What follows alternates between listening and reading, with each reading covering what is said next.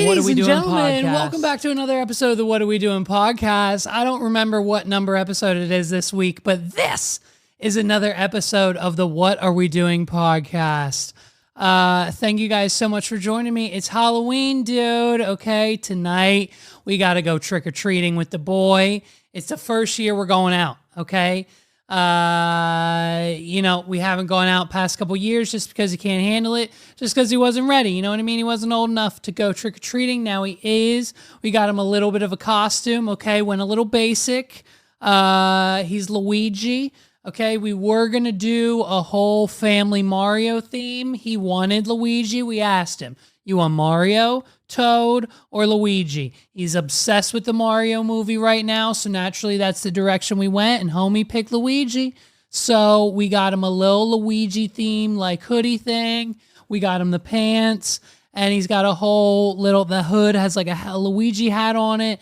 And so homeboy's Luigi for Halloween. We were going to do a whole family Mario thing, but Megs and I are poor and we don't have money for costumes. So I'm repurposing the costumes from last year, okay?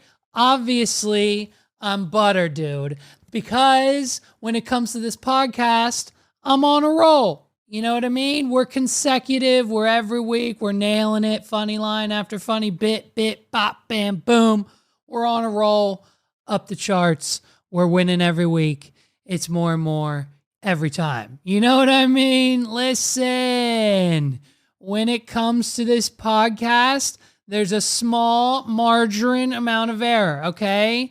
There's a small margarine of error in the fact checkings when it comes to the facts and the things we talk about on this website. Enough, no more butter puns. That's it. I'm done with the butter puns. Do I churn you on? Do I? You know what I mean? I'm butter, okay?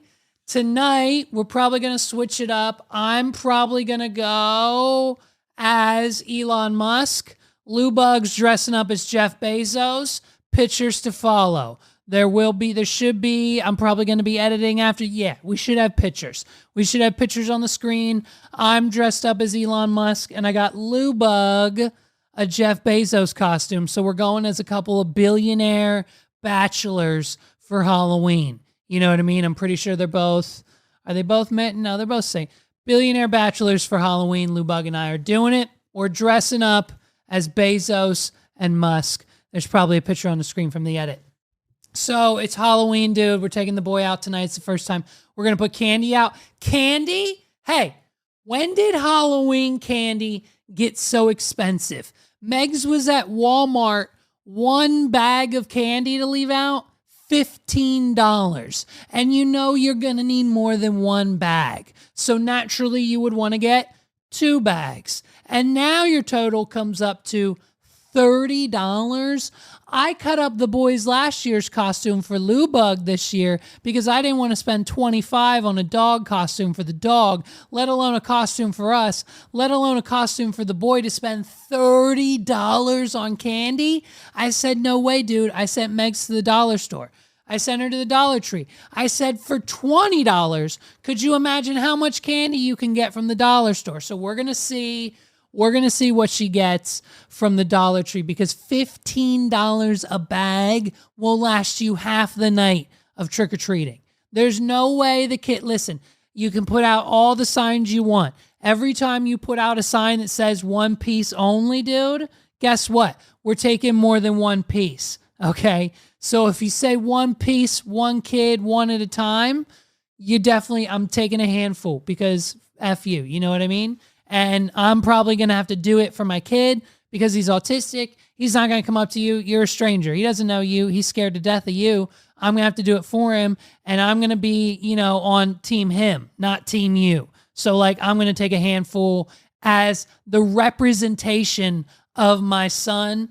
That's just how it is. So if you put the sign out, just know that, you know what I mean? I'm grabbing more than 1. That's it. So I sent Megs to the Dollar Tree. I don't think we can do it anymore. I can't do even Walmart's too expensive. Even Walmart's too expensive. $15 a bag with the candy. I thought Meg showed me she had 3 bags in the cart. I thought, oh, great, $15 total, $5 a bag. That makes sense. For the little things of Snickers, $15 a bag. Get out of here. That's insane, dude. Inflation is insane. Prices are 70 to 100%. Holy crap. So I don't know. I don't know what Meg's got. Maybe she might have went to the dollar store. I don't know. If you need a last minute costume idea, here's a last minute costume idea. Megs and I found this one. It's really neat. Guys, you can do it too, but I think this one's more geared towards the ladies. And guess what? It's all inclusive. You know what I mean? So whether you need like a petite size or like an extra small, or whether you need like a 3X or a 4X, this costume's for you, babe. Here's the one costume Megs and I.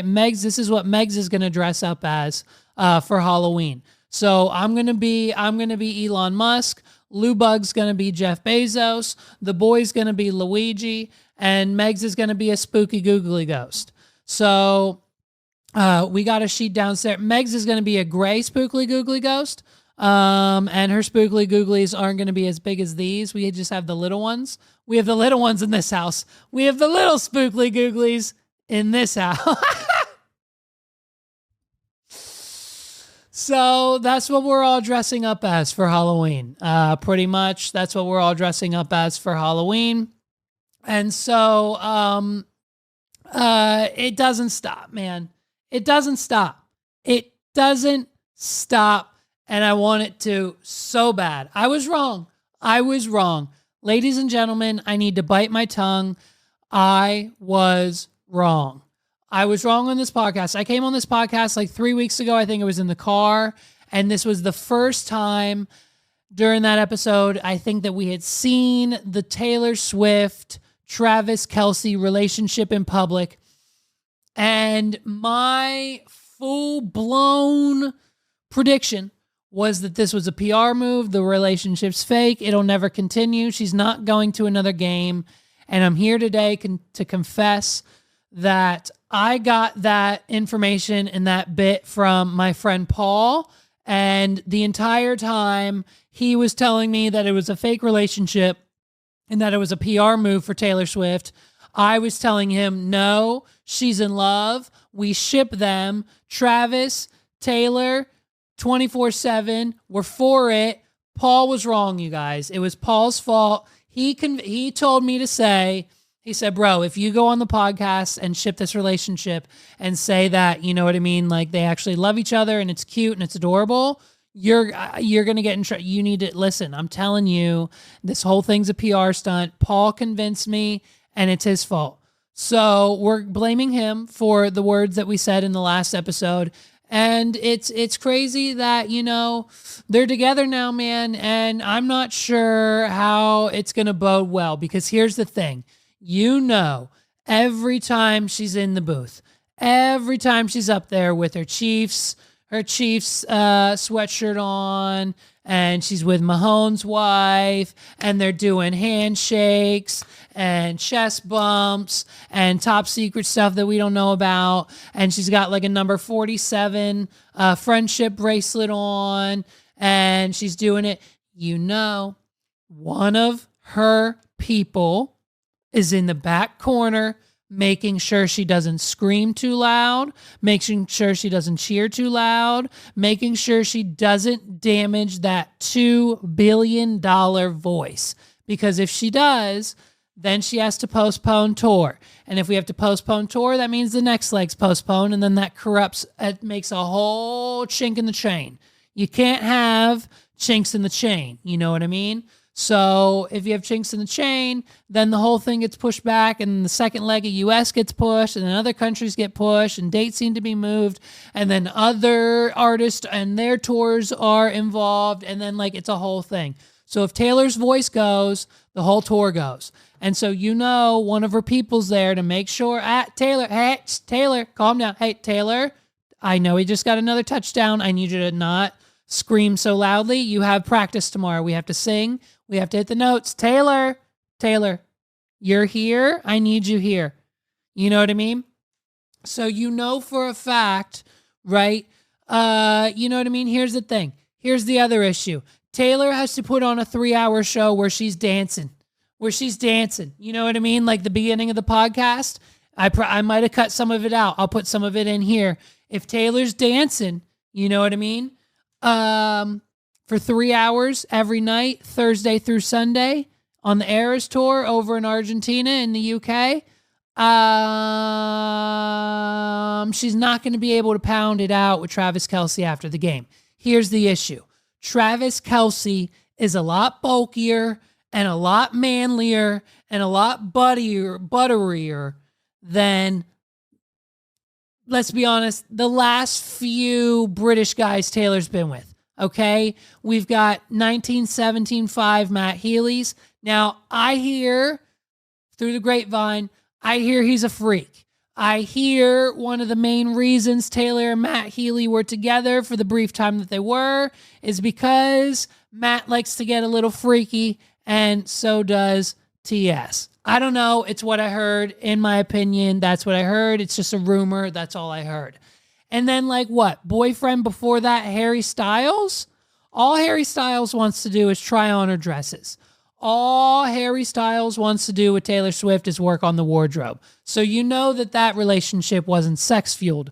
But when it comes to quarterback, testosterone-driven, look at me, I'm a stick of butter, Travis Kelce, all I'm saying is Taylor Swift might not be able to dance so good after celebrating those back-to-back wins that Travis gets. Listen, does he perform better when she's there? According to the numbers, dude, apparently. According to the numbers, Travis does, on average, 99 yards when Taylor's there. When she's not there, on average, he does 49. It's half. He performs twice as better.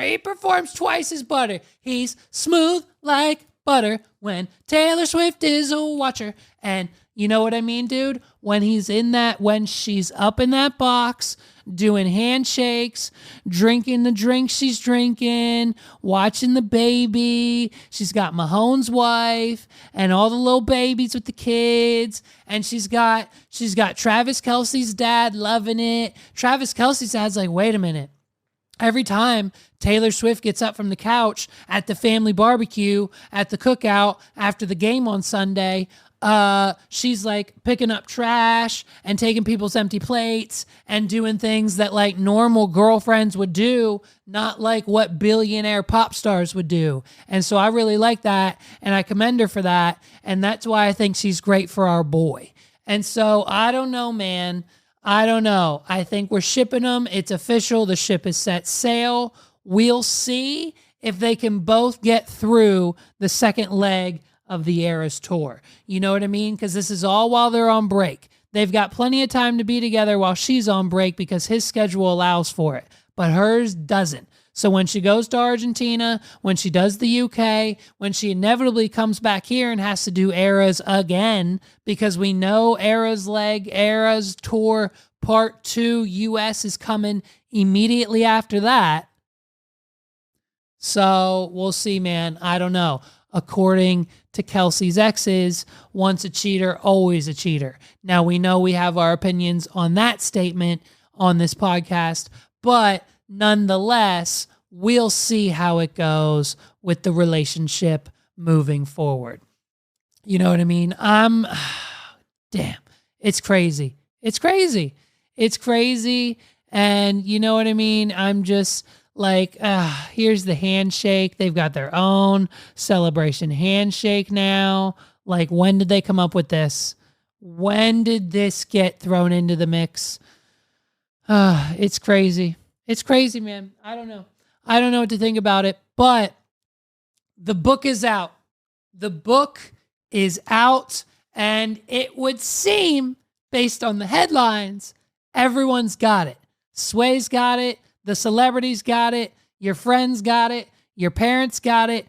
Everyone's reading the book of me, dude. The memoir by Britney Spears. Okay? It's out, and boy, oh boy, did she tell all. And here's a few of the takeaways. First of all, before the book was released, like yesterday, I think, or the day before, what we got was a little bit of a treat. We got Britney Spears' audition for the movie The Notebook.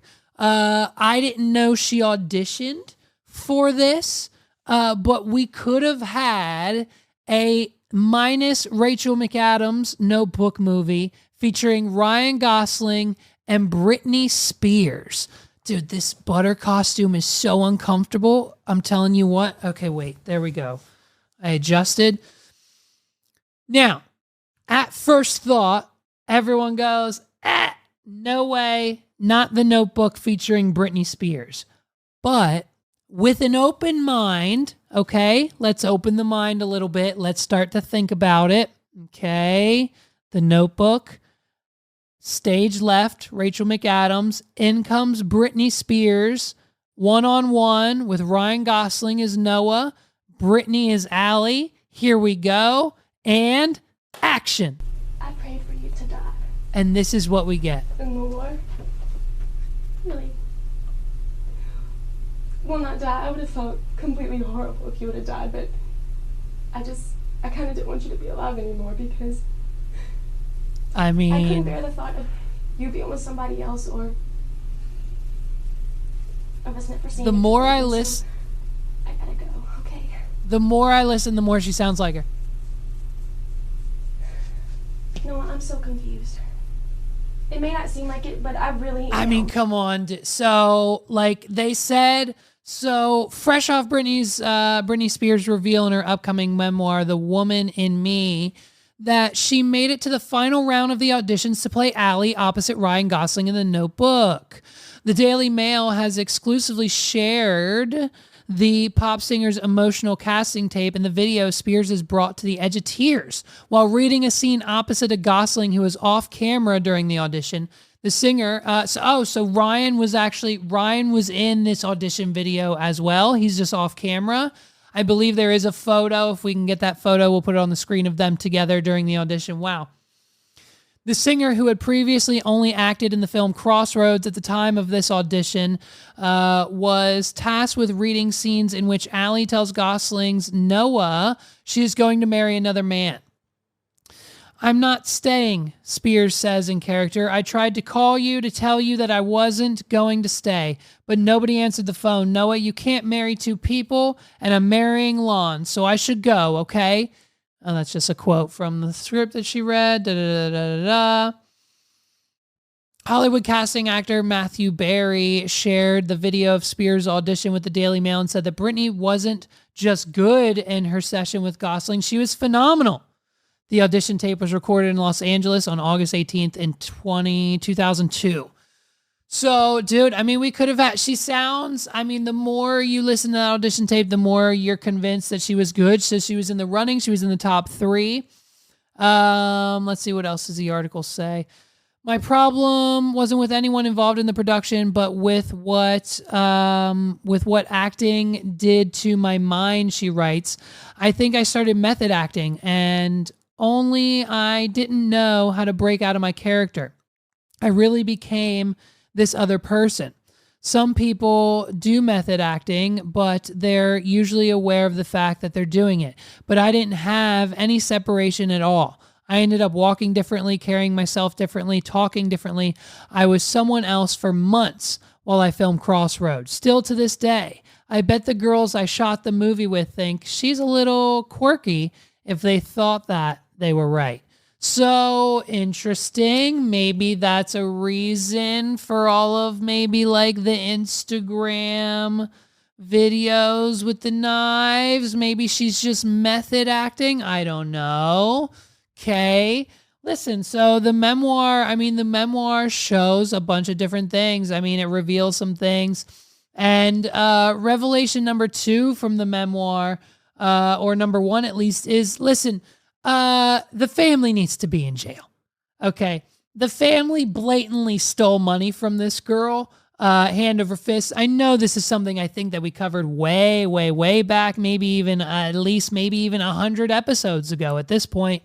But you know what I mean? Like, she had a Las Vegas residency, people.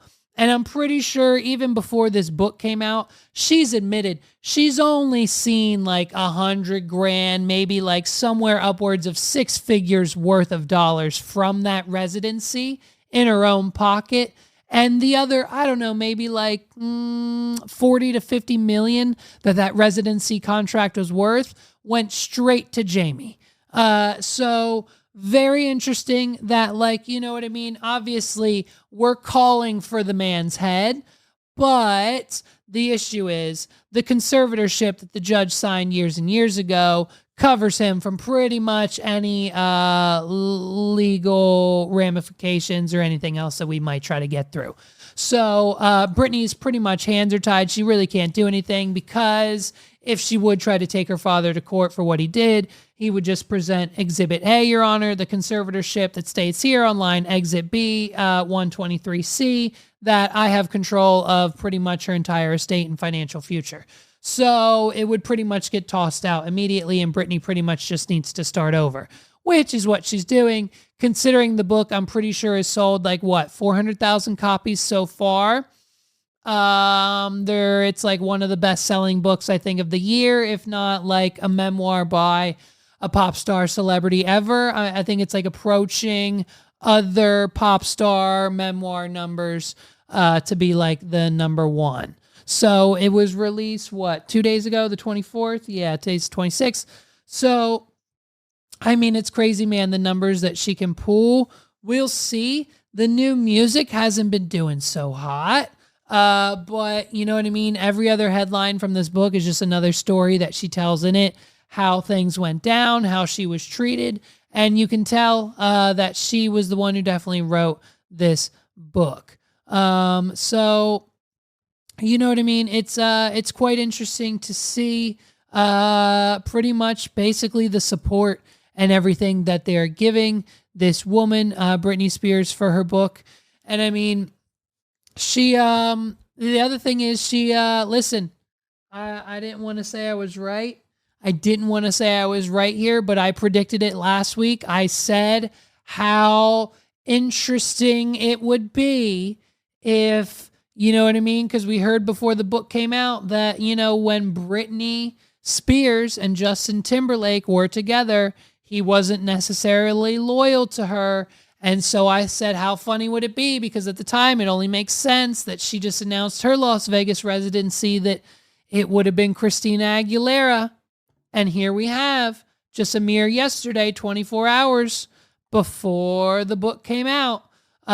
You know what I mean? We've got the cover of Rolling Stone that we need to dig back up, starring Justin Timberlake and Christina Aguilera, because I'm pretty sure they were going on tour together. She says, I think in the book, I think she even quotes this here, even if they weren't trying to be cruel, it felt like they were just pouring salt in the wound. Why was it so easy for everyone to forget that I was a human being, vulnerable enough that these headlines could leave a bruise? And it's a cover of Rolling Stone. And basically, Justin and Christina double trouble hooking up for the sexiest tour on earth. I guess they pretty much just left Britney in the dust at the time. And I'm sure there's probably other drama. I'm sure there's probably a whole spew of other drama to unfold when it comes to Britney Spears and Christina Aguilera. And I'm sure as the book gets read and more stories get twisted and come out, I'm sure TMZ will come up with a lot more news to cover Britney. You know what I mean?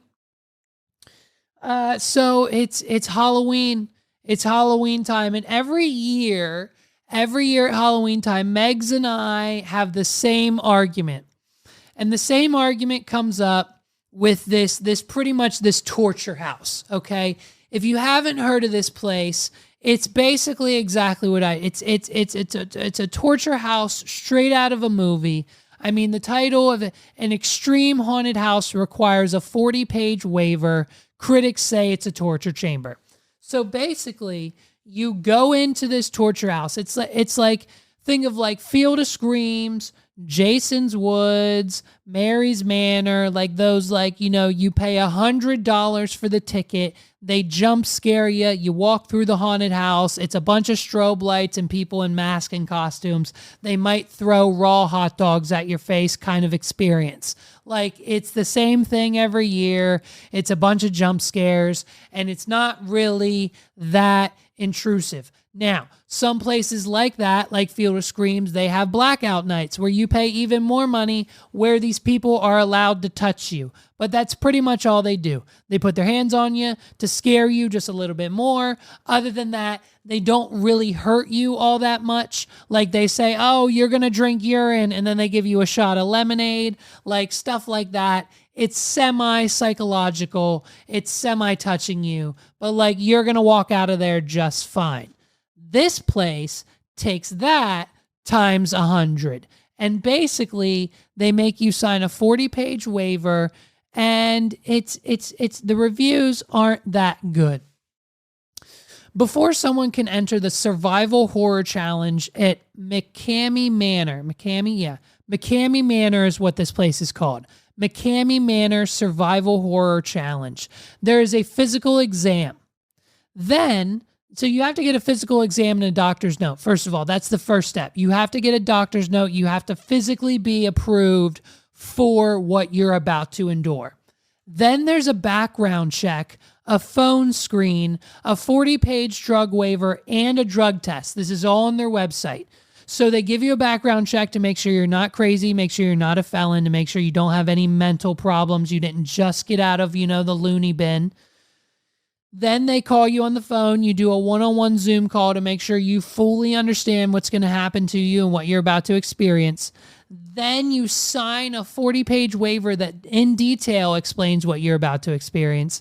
Then they give you a drug test to make sure you're not trying to numb your body or the pain in any kind of way. Make sure you're sober and ready to go for what's about to happen. And then if all of that comes back A-okay, lickety-split, you get to go in McCamey Manor. And if all that goes according to plan, participants have to watch then you have to watch a 2-hour documentary featuring every person who has attempted the haunted attraction in the past 2 years. McCamey Manor, based in Summertown, Tennessee, bills itself as an audience participation event in which you, the person participating, will live your own horror movie.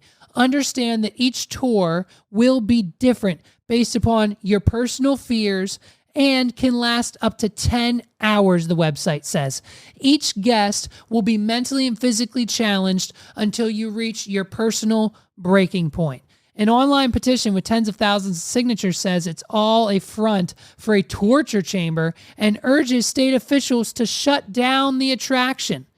But unfortunately, because of the 40-page waiver that you, the people, sign, you keep it open, right? So basically, it can last up to 10 hours. They've been known to break bones. They've been known to almost drown you. When you leave here, you need a psychiatrist. If you don't have a therapist and a psychiatrist now, when you're done this experiment, if you're mental enough to do it, you leave, you know what I mean? You leave just you might need one afterwards. You know what I mean? It's here's another quote. It's literally just a kidnapping and torture house, the petition says. Some people have had to seek professional psychiatric help and medical care for extensive injuries after experiencing what happens at McCamey Manor. So then, of course, they had to respond. McCamey Manor told the Washington Post that he didn't want to confirm or deny which areas were real and which were not from the petition, but that no torture or illegal activities were part of the experience. Law enforcement keeps a close eye on the manor, he said, and he calls police to warn them before each new participant begins the tour in case they get reports of any issues. McCamey said he does, however, use mental techniques to convince people that they are experiencing things that they are not. He said he films every visit so he has proof of what happens and didn't happen during it. He said there's no torture. There's nothing like that. But under hypnosis, if you make someone believe that there's something really scary going on, that's just in their own mind, not reality, he said.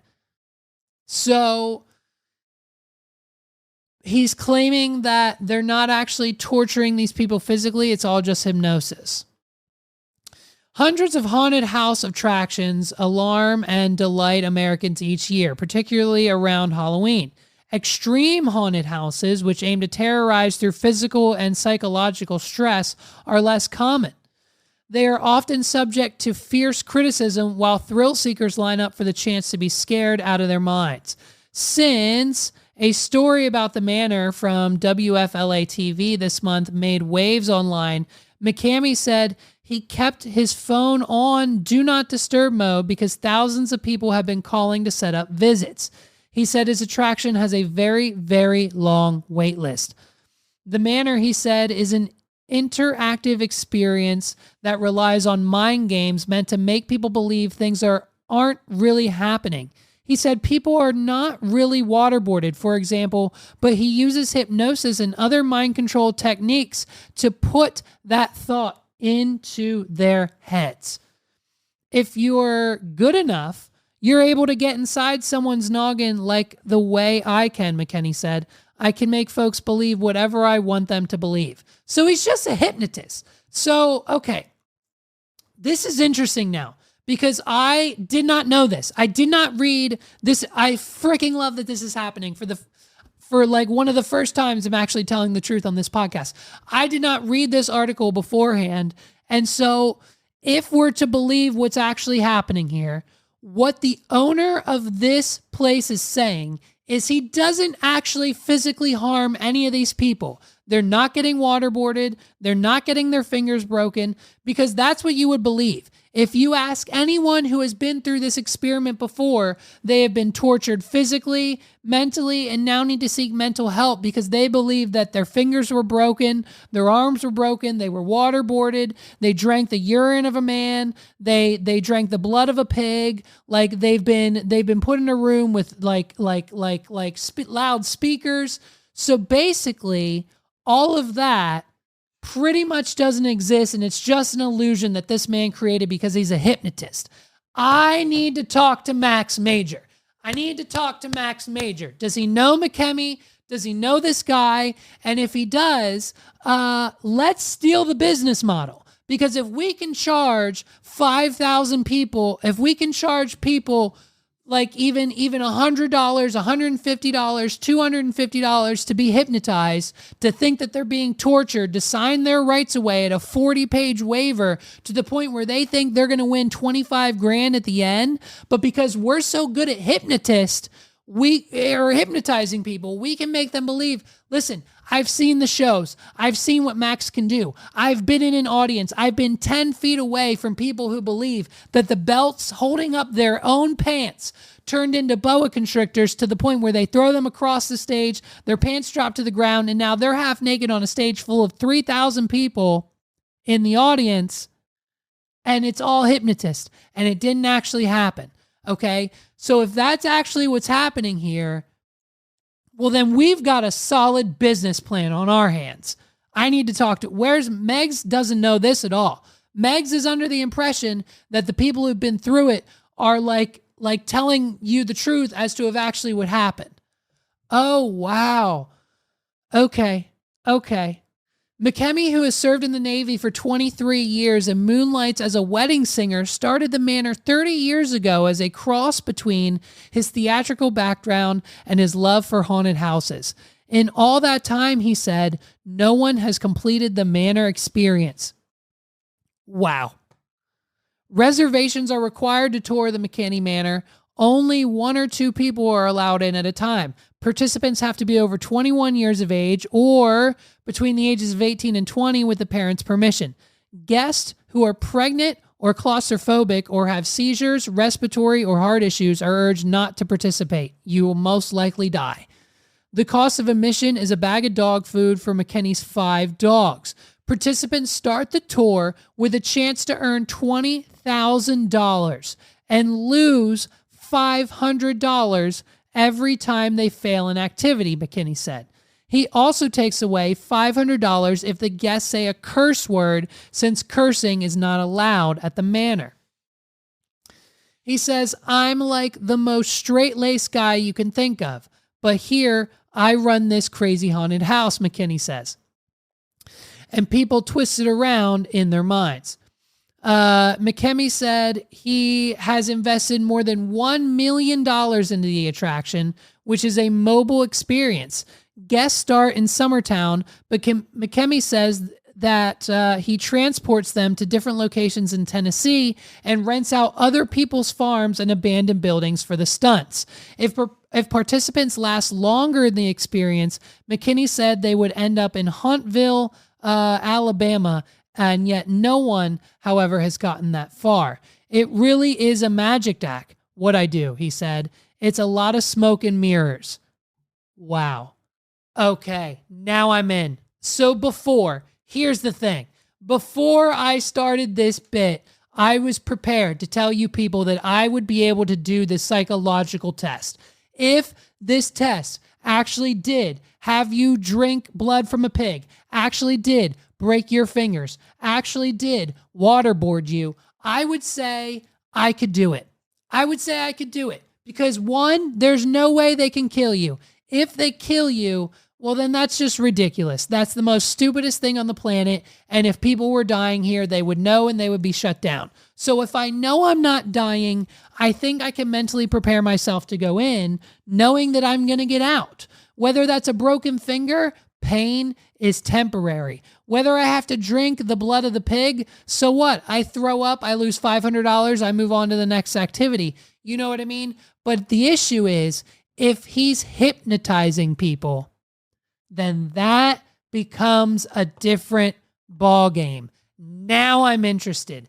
Now I want to know more. Because if he's hypnotizing people and he's using reality, right? If you get into this trailer that you don't think is moving and he hypnotizes you and he says, hey, the trailer's not moving and it's actually moving, you don't think the trailer's moving. And then he moves you to a different location and says, boop, I've now teleported you halfway across the state. Don't believe me? And he opens the doors and shows you that we're somewhere else that we weren't before. You're fucked up in the head already, let alone the fact that you're hypnotized. I love it. I want to do it. Someone get me in touch with Max Major. I need a hypnotist. I need someone who's business savvy, and I want to make this a thing by 2024 in Central Pennsylvania. I want to create the $50,000 challenge. If no one got through his challenge, we can create one that no one can get through either.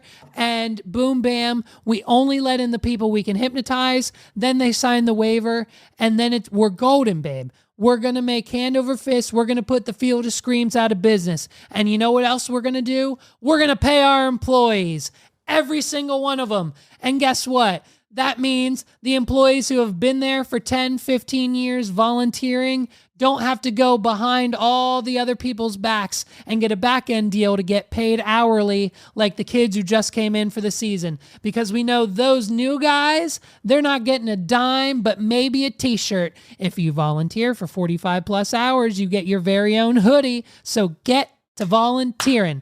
But guess what? All of us who have been there for years, we're getting paid. Don't let them fool you. So we're going to come in. We're going to put Field of Screams out of business with this new I need a hypnosis. I need someone who knows how to hypnotize people. I need to talk to Max Major. And dude, we're going to take it and we're going to run with it. I thought this was an actual torture house. And now I'm even more excited because it's the exact opposite. He's just hypnotizing people to thinking these things are happening. And that's where the psychological break comes from. And I'm kind of on board. I wasn't before, but now I am. I'm so glad I read that article. So glad. So glad I read that article.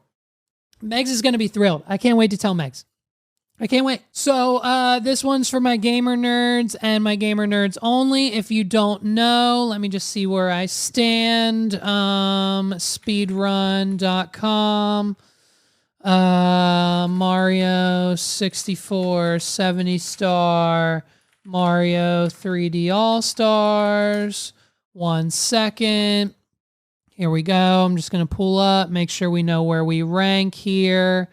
No, not all these. Where's my speedrun.com WAWD pod? Maybe I can find it that way. Here we go. Here we go. Yes, ladies and gentlemen, for those of you who didn't know, I am currently ranked 157th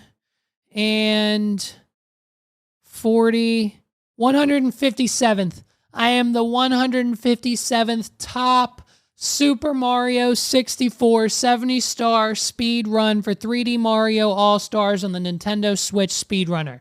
So basically, AKA, I've got my ear to the ground when it comes to Super Mario 64 and what's going on.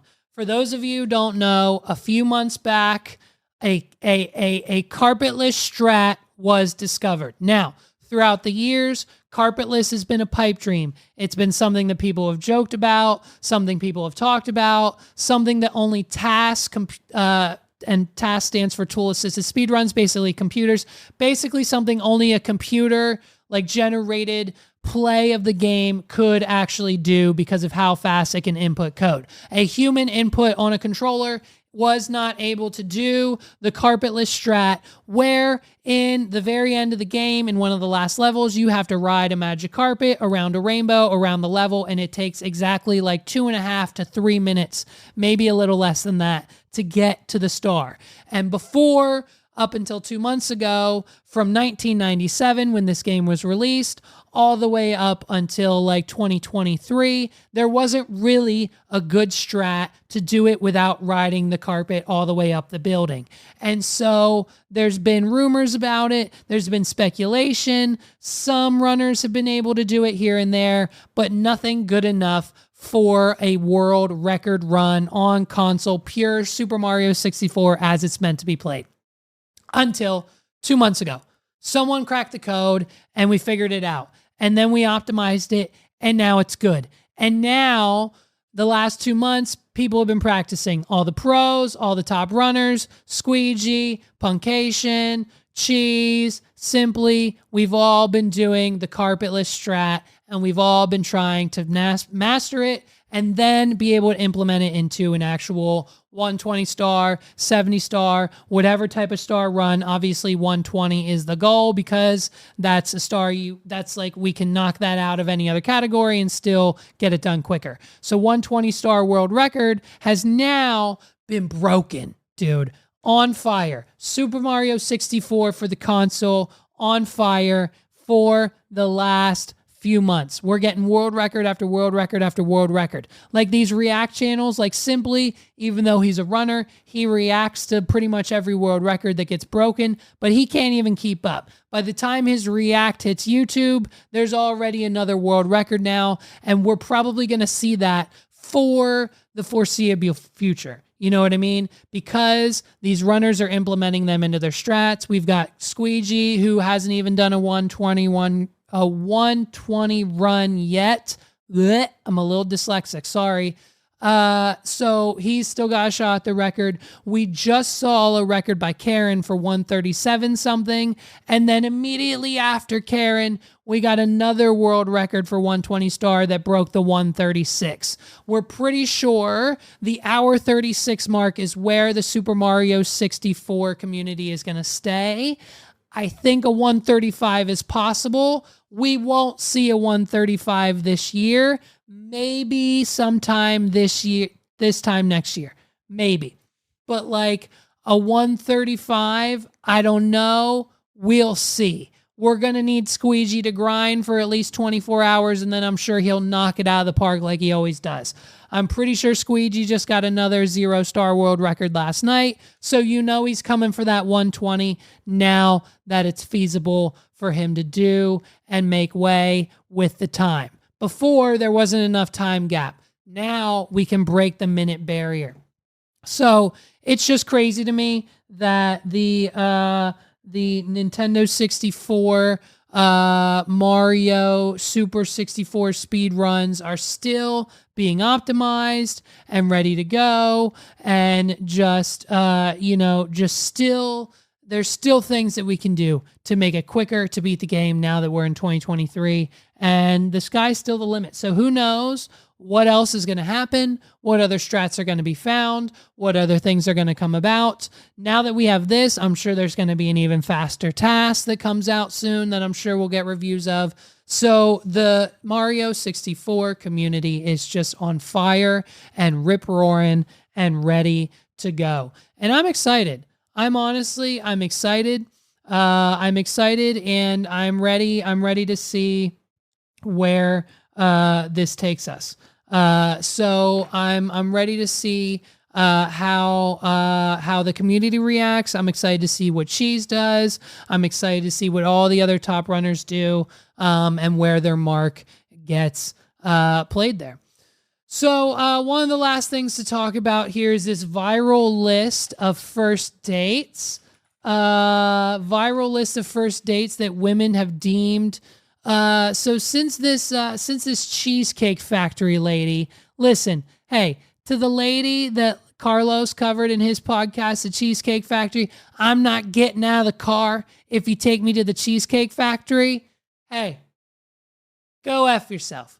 Get out. Hey, listen, you sit in the car all you want, sweetheart. That's more brown bread for me. That's more appetizers for me. That means I don't got to share my egg rolls with you. That means I don't got to ask for more butter with my brown bread. That means I don't got to drink as much. That means I can drink more. And because I'm not paying for your meal at the Cheesecake Factory, I'm getting 2 more drinks. And because you're not eating or drinking, guess what? You're my new DD. So I'm going to go get drunk off of some brown bread and some old fashions at the Cheesecake Factory. I'm going to get me some teriyaki beef, maybe some, spicy chicken vodka pasta. I don't know. And a few slices to go and none for you. Because guess what? If I'm putting up the bill to go to the Cheesecake Factory and I drive you there, because guess what? There's none around us. None in York County. We've got 19,000 freaking Chinese places and 27 new Mexican restaurants opening on the Carlisle Pike every day, and 19 new bubble teas and 17 different variations of desserts like bundt cakes and crumble cookies and Mr. Sticky's honey buns. We've got nothing but diabetes on the Carlisle Pike. God forbid we get a Cheesecake Factory, which means I got to drive. I got to drive your ass an hour and a half to the nearest Cheesecake Factory. And guess what? If you're not getting out of the car after all that effort, I'm going in. I'll go in, Barstool for one. And hey, I might pick up someone there and tell you just to drive my car home or get an Uber. I'll pay an Uber home for you, lady. Like, if we're not talking about going to the Cheesecake Factory for a first date, we're not compatible in this house. You know what I mean? And number 1 being the Cheesecake Factory, get it off the list. Now, the next item on the list, Applebee's. Applebee's is a little subjective, okay? Applebee's for a first date, I kind of agree with this one. Applebee's is where you go when you've been with someone as long as Megs and I have been together, at least like 5, 10, 15, 13 years. Applebee's is where you go when you don't have any money for food. You go to Applebee's, you order one each, whatever the 2 for $20 unlimited all-you-can-eat boneless wings are, and as soon as they come out, you complain a little bit more when they replace it, and then you get the manager involved, and then your check's taken care of. You never go to Applebee's to spend money. If you spend money at Applebee's, you're a sucker. So that's where you go when you're comfortable in the relationship. If you take her to Applebee's on the first date, you're definitely not fucking. Okay? Now, Chili's is a little bit of a different ball game. Chili's is not a first date area either. Chili's is like a second date. We're just kind of linking up to talk. Let's see if this goes somewhere kind of date. And only if and only if they've got them dollar margaritas. Now listen, we all know the dollar margarita is nothing but gasoline, okay? That cheap, unleaded gasoline you use to start a fire every time. That's all those margaritas are because they're selling them for $1. But if you want to get the job done quick, all it takes is $4, babe. And for you and a date, that's less than 10. That leaves you plenty of room for a 20% tip. 8 margaritas and $10 leaks for a good night. Okay? Chipotle, this one should be on here. You should never take a date to Chipotle for the first date unless she's a Mexican girl. And if she's attractive and she's Mexican, like if her Tinder profile says, you know, that's her heritage, right? Like I'm not just saying, don't speculate. Like if you know, like if you're talking, she's like, yeah, I'm from Mexico. Like, or you know what I mean? Don't take her to Taco Bell. Take her to Chipotle, obviously. Olive Garden, same rule applies if she's Italian. You don't take an American or a normal white girl to Olive Garden for the first date, only if she has a genuine Italian uncle who lives either with them, with her parents, or within a 5-mile radius of their house. That's the only reason you go to Olive Garden on the first date. Now, number 6, the movies. This is a great first date, okay? Because the movies start with drinks and sometimes end with an activity. So if you can fit in an activity where you can talk, a movie's great. If you're both interested and you know for a fact she loves the movie you're going to see. If she's never seen an Avengers movie or doesn't know who Tony Stark is, then maybe don't take her to see the latest and greatest Avengers Infinity War. You know what I mean? Let's make sure the movie's appropriate. Number 7, your house. This one can be risky, but I've seen it done appropriately on a first date. Number 9, Buffalo Wild Wings. This is only a good first date if you're not convinced that the girl you're dating is straight and that she might be a little on the bi, maybe a little lesbian side, maybe a little she's using this date to figure out her sexuality. That's when you go to Buffalo Wild Wings. Same with Wingstop. You never take a girl to Red Lobster on the first date. The only time you go to Red Lobster is if your fiance's grandmother got you Red Lobster gift cards for Christmas at least anywhere from 5 to 8 years ago, and they're still active. That's the only reason you go to Red Lobster on the first date, to not pay. Buffet definitely shouldn't be on the list. IHOP. The only reason you go to IHOP for a first date is if she has a kid from a previous relationship and the date's on a Monday, because that's how the scheduling works, and she just so happens to have the kid and they eat free on Mondays with an adult purchase, go to IHOP, babe. But any other circumstance, don't go. Same with Denny's. If the kid eats free, then do it. Now, number 15, the gym. I would say the gym is a perfect first date. If you meet someone at the gym, if you normally don't, if you know what I mean? If you met at the gym, if you're an instructor and they're a person, participator, like the gym, I think you can make the gym work as a first date spot. Half of these are BS, dude. Who made this list? A girl? A female? Church, definitely don't take her to church. That's weird. Like she's not into that, dude. Starbucks, she's going to out-order you. You're going to embarrass yourself if you take her to Starbucks, and coffee dates in general. You can only take her for ice cream if it's the middle of summer and it's hot out and you're walking and you happen to walk by the ice cream place at the end of the date. Then you can go. Don't make it the whole date. You know what I mean? Movie night, Netflix, Hulu, etc. That just means, you know what it means. We all know what it fucking means. Somewhere that requires a long drive, bowling, nightclubs, hookah bar just for drinks, the Waffle House. Okay, so this list is a lot more. So listen, when you start with the Cheesecake Factory as number 1, it kind of throws you off. But once you get to the bottom of the list, obviously, like, I'm not taking anyone. I'm not in the dating scene, nor will ever will be again. But I'm not taking anyone to a nightclub, a hookah bar, a bar just for drinks, maybe that one, the Waffle House, or a sporting event, unless they specifically request it for a first date. So the rest of the list makes sense. Cheesecake Factory, get it out, dude. We're done dissing the Cheesecake Factory. And anyone who decides that they're going to continue to diss the Cheesecake Factory, turn off the podcast now, but not before you go to the description and you click on like one of our sponsors, okay? Either you switch your carrier to Visible, you get a cameo for like, you know what I mean? Your ex, like, listen, if you're going to break up with your boyfriend this Halloween, don't do it to his face. Don't do it like all the celebrities did back in the 2000s via text message. Do it with a cameo. Let me break up for your boyfriend for you. If you're going to break up with your boyfriend because of his choice for Halloween costume, like if your boyfriend's dressed like butter or an astronaut costume and calls himself Jeff Bezos or Elon Musk, then you should probably dump him. Go to wadpod.com/cameo and let me do it for you, and I'll break the news to Jeremy. You know what I mean? Let me handle the hard, heavy lifting for you. It's only $3. Click all the links below. And then other than that, just turn it off at this point. Because if you're not down with the 28-page menu that is the Cheesecake Factory, like, it's for everybody. What can't you find on that menu that isn't delicious? Megs and I have tried most of it. We've tried most cheesecake flavors and most menu items, and I can say that 9 times out of 10, it's great. It's great. You can't go wrong. Listen, take the date. I don't care what the TikTok video. I don't care what Los said. I don't care what whatever the comedian that Los had on that I want to have on this podcast said. She's going to, listen, don't listen to them. Take your date to the Cheesecake Factory.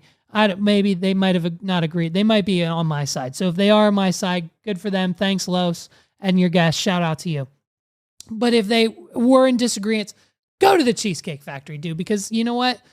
Every other time Megs and I have a date night, we go to the Cheesecake Factory. So, you know what I mean? Ladies and gentlemen, if you're going out for Halloween this year, please stay safe and be careful. Make sure you check your kids' candy, dude, okay? They're putting marijuana nuggets in the candy. They're putting joints in the candy now, okay? Just when you thought your kid got Smarties, it's actually just a marijuana cigarette wrapped up in the candy. So make sure you go through all the candy that the kids are getting. They're putting razors, they're putting barbed wire, they're putting like Coke pills, they're putting all sorts of things, methamphetamines, they're putting all sorts of shit like crack rocks. They're putting crack rocks in Snickers bars. So if your kids get a Snickers bar this year, please quickly take that out of their bucket and consume it for yourself just to make sure it didn't have any drugs in it. They're putting all sorts of they're combining drugs now. Like I think they're putting, like if your kid gets gummy bears, whew, don't let them eat the gummy bears, dude. If your kid gets a little packet of gummy bears, they literally have put they took Molly, they took heroin, they took cocaine, they took marijuana, and they took ecstasy, and they put it all in a pill and put it in a gummy bear form, and they put the same label. They didn't even care about copyright or getting sued or anything. They put the same label that the gummy bear company puts on all of their real gummy bears, and they're putting it in the candy, dude. So if your kids get Snickers, Twix, lollipops, gummy bears, Dippin' Dots, or pretty much any other sugar-free, even if it says sugar-free, that's how you know. Like if it says sugar-free on the label, it definitely has drugs in it. So make sure you confiscate most, if not all of your child's candy this year. This is a public service announcement from the What Are We Doing podcast. Do not let your children eat any of the candy they get this year. It most likely has drugs and or like deadly things like rat poison.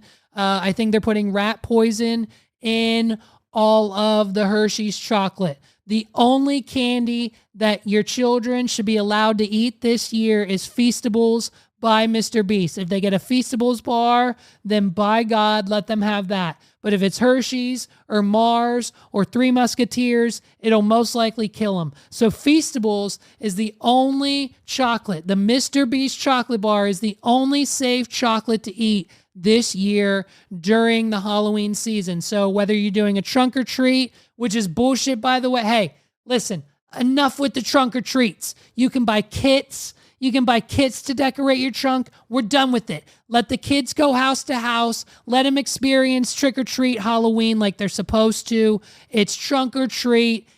We're done with it now. COVID's over. No more trunk or treat. Don't take your kids to that shit. Let them do the trick or treat. Even if you don't live in the neighborhood, drive to the $300,000 to the $500,000 neighborhoods they want us to move into anyways, and just experience that and walk through those communities. Run them dry of their king-size candy bars. But all I'm saying is, and that's where you're going to find the Feastables anyways, those rich communities with the $500,000 houses, go there instead of the one you live in.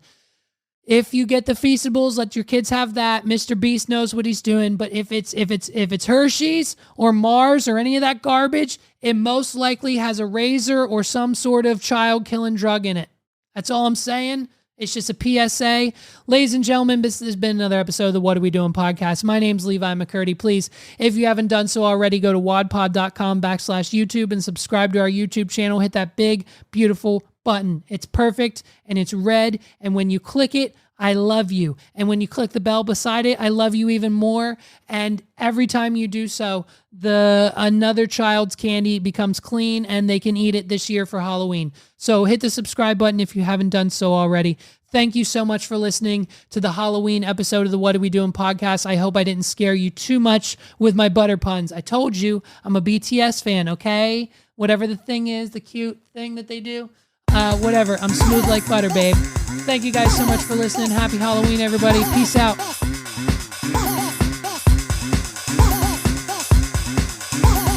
This is the What Are We Doing podcast.